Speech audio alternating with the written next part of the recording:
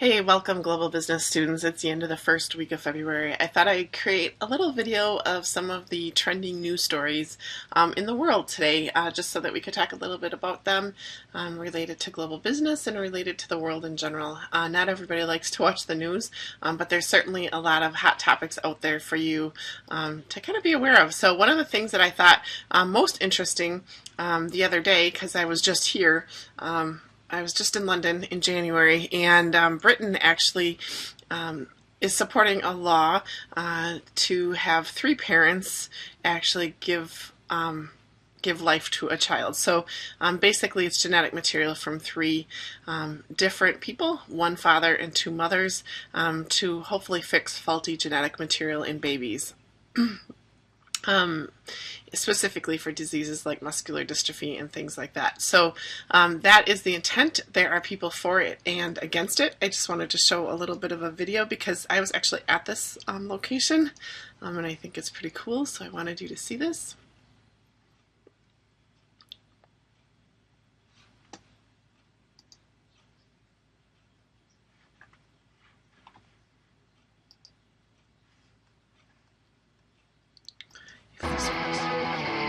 The KidFit Belt Positioning Booster with innovative features.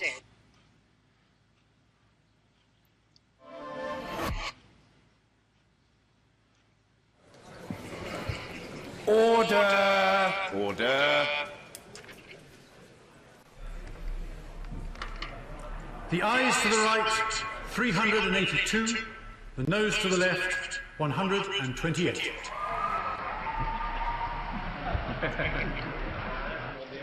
Thank you. The eyes to the right, 382. The nose to the left, 128. So the eyes have it. The eyes have it. Unlock.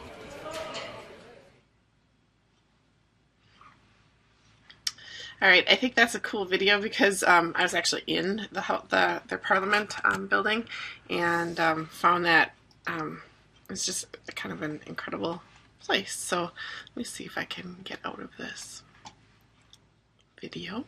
London, though, has really been, the UK in general, has been on the forefront of like in vitro fertilization and things like that. So they're usually generally quicker to pass laws like that than the United States are.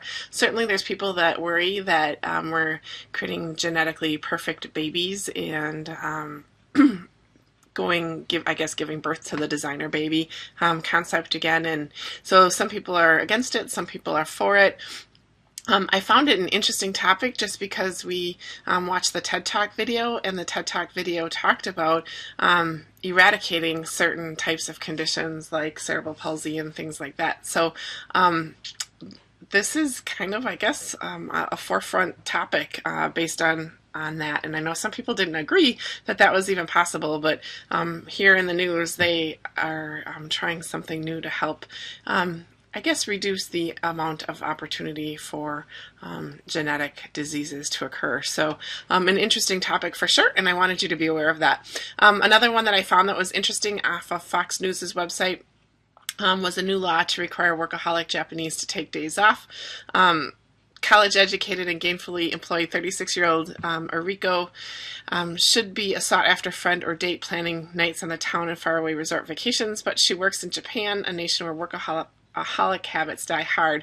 They generally work 14 hours a day, and she only used 8 of her 20 paid vacation days last year, 6 of those for being sick. So they generally don't take a lot of time off, and the legislation is going to ensure that workers get the rest they need and really force them to take the holidays that they have, which I find interesting. So that's just an interesting cultural, I think, trend in Japan. Very similar to the United States, I think, but that's a trend that they are working on passing a new law for that as well. The other thing that I wanted to talk about that was hot and topic in the news, and my husband and I had a huge discussion about this, but Fox News actually embeds the unedited ISIS video of the burning of the Jordanian pilot. That's been big in the news this week. I don't know if anybody had the chance to see it. I'm not going to show it, so don't have to worry about that. But it was interesting. My husband did watch it. It was very cinematographic like.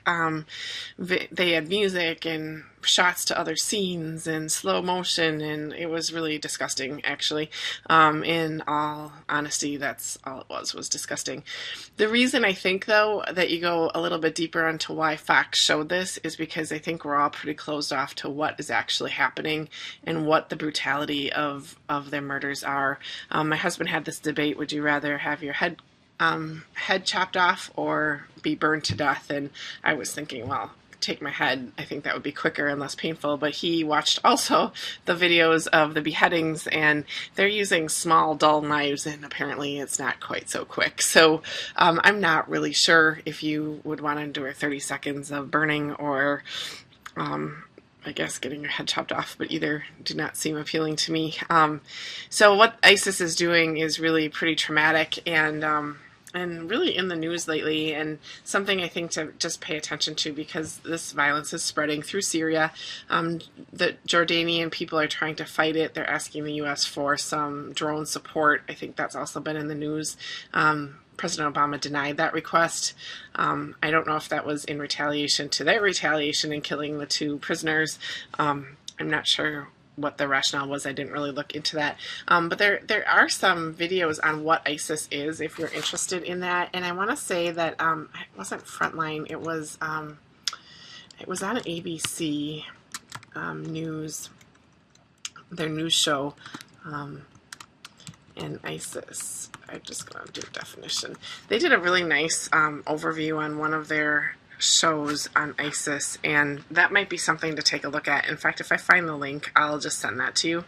So if you're interested in what is ISIS, how were they, where did they come from?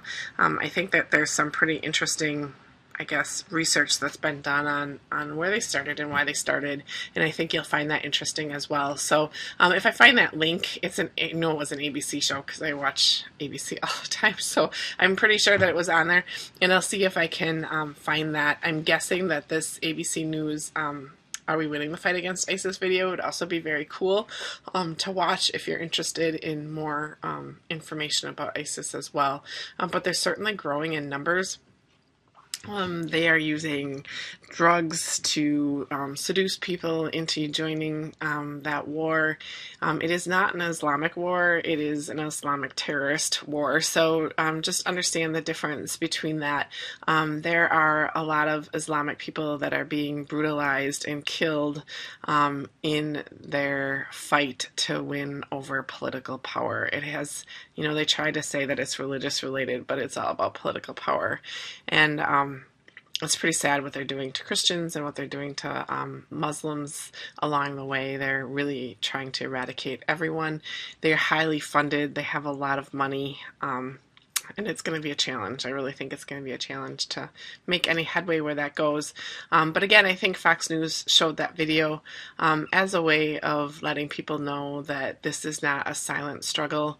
This isn't people so far away that we can't relate to it. These are people's family members that are dying over there, that are being brutalized, that are being terrorized, and they're using fear to get people to join or succumb to them. And that does not, I guess, stray much further away than World War II. So it continues, and it continues every day, and we'll find this in a lot of different countries. So just wanted to make you aware of that. Being out there. I'm not encouraging you to watch necessarily the video, just be aware that it is out there, and again, that your children may stumble upon that. So pay attention and stay close to what they're doing on the internet as well.